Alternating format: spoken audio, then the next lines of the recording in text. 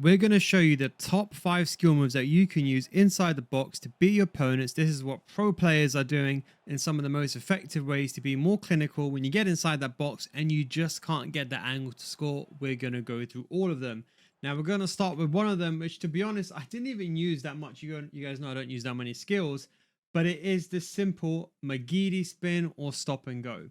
It's very, very simple to do. You do need, technically you can do this with a 3-star skiller, but for it to move seamless and quickly, you need a 4-star skiller. 5-star skiller makes it a McGeady spin, so I'll show you how. So it's called a stop and go. Now what you want to do is you want to flick your right analog stick into the direction you're facing, and then either afterwards, either upwards or downwards. So kind of, if I want to go first to the in front of me and then go up, I will go right analog stick to this side and then up. Now this is why this is so important is like this, see like that. Now why this is so important is it can be used in 2 areas. When you're inside the box, or let's say you're down the wing, which you'll find yourself in, you can use it to spin back inside, cut inside, make a pass someone else inside the box, and do that first time shot. You will know it's very, very effective on the pro scene.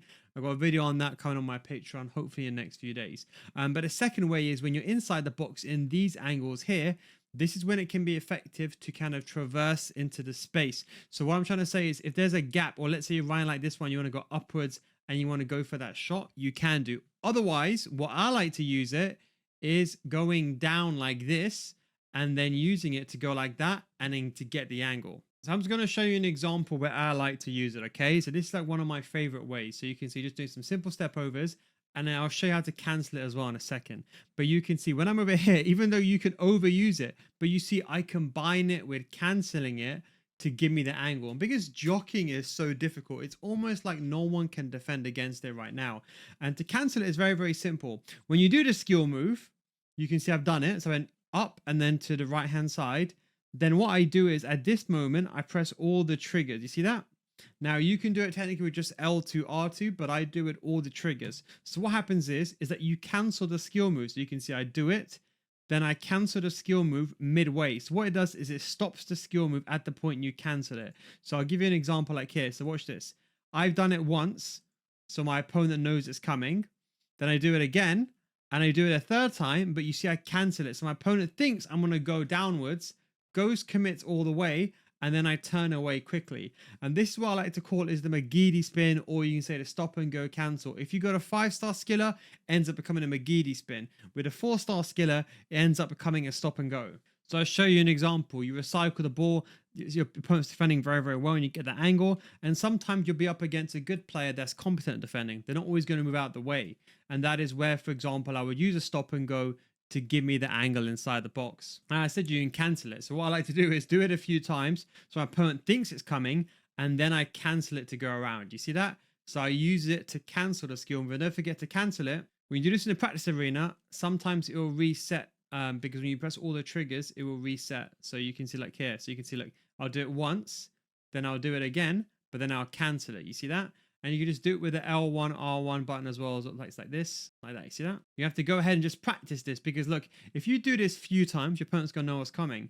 If you do it, but then you cancel it, your opponent doesn't know what's coming. Next, I also want to talk about a simple fake shot. One of the most effective skill moves this year. You don't see that much of it, but I love it. Just a simple fake shot to use to give yourself the angle. You don't have to do a ball roll fake shot or even an open up fake shot. You just do a simple fake shot where that's pressing circle and X or square and X. Up to you how you want to do it. I do mine like this. It's just a bit easier. You can see a video on this on our Patreon series, but it's just a bit easier.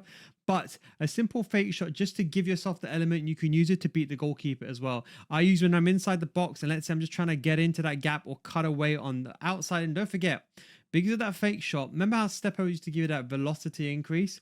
You get the same thing with the fake shot, especially when you're trying to run into the angle. So I would say if you can go one way with a fake shot and then cut in the opposite direction like that, that's what's key. Okay, this is the most important thing. Fake shots, a 360-degree skill move. You can do it in any single angle, just basically doing it the shoot button and the X straight after. But the key is to go one way and then to 45-degree cut inside. You can see here, this is a Nil Guys classic. If you know, you know, the first time fake shot, it's still very effective this year. You see I get the ball, Bam, first time fake shot. Even though my opponent knows where I'm going, you can see the velocity of the fake shot is much faster. So when they go into that jockey speed, don't forget, when they're in that jockey state, they are slower than the dribbler. Remember that. So it allows you to then exit and just give you that 1 second to take the shot. 1 second later, it will stop. But that's where you want to use these skill moves inside the box, you can see. And where I even like to use it is just doing it just around the goalkeeper. So you can see, for example, in this instance, no controller here,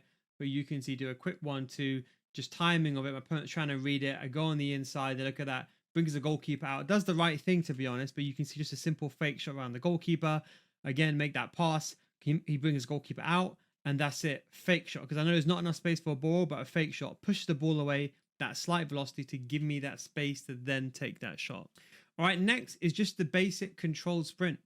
It's literally this easy. This is like the most easiest way of scoring goals now inside the box. The average player, they just panic. So all you have to do is just create the angle, but use the control speed to give you the exit. There's a full video on the Patreon explaining how to do this and when to turn. So make sure you check that video out. But what you do basically when you're inside the box is you just face away, control sprint, and then take a shot. I know it sounds so easy, but you're probably less at dribbling inside the box. But are you receiving the ball and then using a control sprint to create the angle and waiting for your opponent to move? Let me show you an example. So don't forget to do this. Anyone can do this. If you got the technical play style, even better. But anyone doesn't have it, same thing. You can use it even just to glide when you're running. You're basically sprint running with the ball. I'm just going to show you a simple example here from a build up. You see, do a quick 1-2, the regular that we always do. And then we just do a bit of trickery, pretend we're going to pass to the person on the outside, go inside, but we got nowhere to go. Then you can see use a bit of control spinning, wait for my opponent to commit. And because again, the dribble is much faster than the jockey speed, all you got to do, now listen, I'm telling you, is this easy. When you get inside the box, your opponent has sunk, okay? Then all you do is when you're in this moment, you let them make a decision because they're going to panic, okay? Even in elite division, people still panic, okay?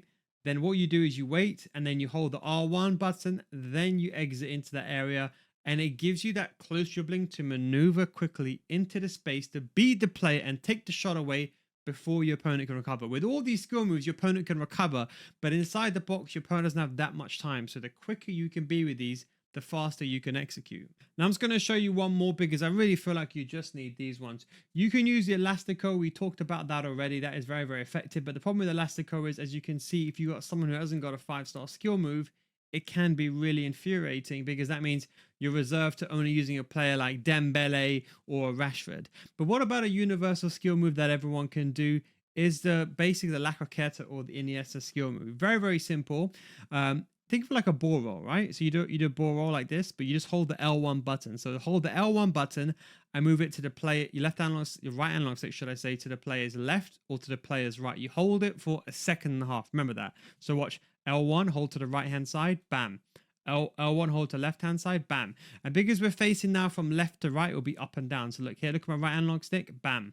Bam. It's so effective. What you could use it is inside the box just to give yourself that angle to take that shot. You can also use it to beat the player. Normally what I do is when I receive the ball, I do that some sort of fake shot stop, and then I use it to get the ball in those situations. So I want to show you a bit of an example here. We're just testing some skill moves out because we were winning.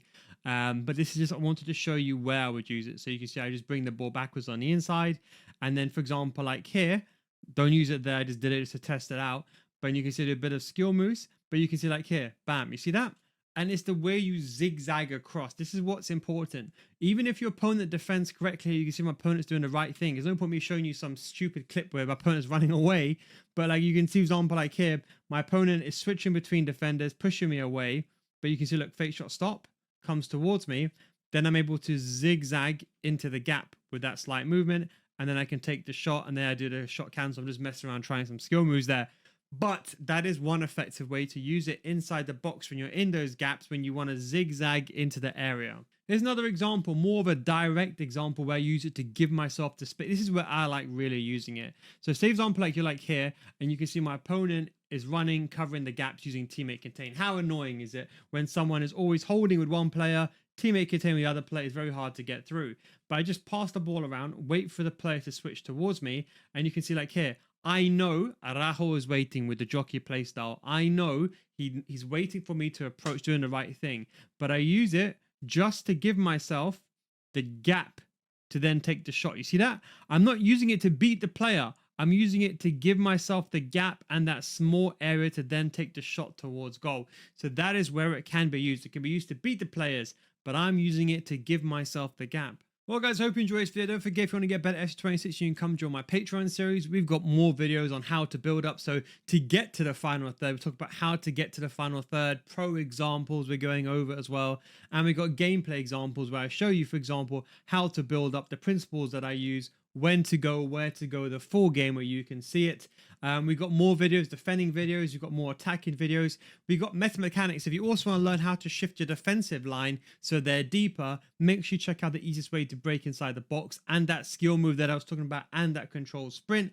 And we've got so many other videos as well that we're uploading on a daily basis. How to defend, everyone's struggling with defending right now. How to left stick dribble and use R1 control flicks, and everything is there. Remember, if you don't get better after 1 month, we'll refund money. If you're struggling right now inside the game, why not join our structured course? Don't forget, it's not just like the videos on any format. We have a full structured format where you can follow through the school and you can improve. Every video builds upon the last one step by step by step. So you, for example, learn to defend, teammate contain, you learn the principles. I think this is the most important thing. With videos, gameplay can only show you so much. It's important to understand, okay, but where do I move my defender? Why do I move my defender there as opposed to there? We talk about all those things, defending tips, and of course, all tactics videos. We're going to have a video coming very, very soon. We've got the meta mechanics as well. Probably the most watched series that we have of just one of the most effective ways of scoring inside the box. And also, we've got some other mechanics, and we've also got a very interesting first time shot video, how the pros are scoring. That should be uploaded today. And of course, the killer through ball. You ever wondered how those pros do those crazy through balls and those players always get it behind? We've also got a video probably coming out later on today. Probably by the time this video has been uploaded, it will be uploaded around about the same time, or at least in the next hour or so. But thanks for watching. Links down below in the description, patreon.com/nil guides. If you don't get better after 1 month, we'll refund your money. That is the nil. That's how we know you're gonna improve. If you don't give up after 1 month, we will refund your money. That's the nil guys guarantee. Links down below in the description. Get ahead before the next weekend league. Catch you next time. Peace out.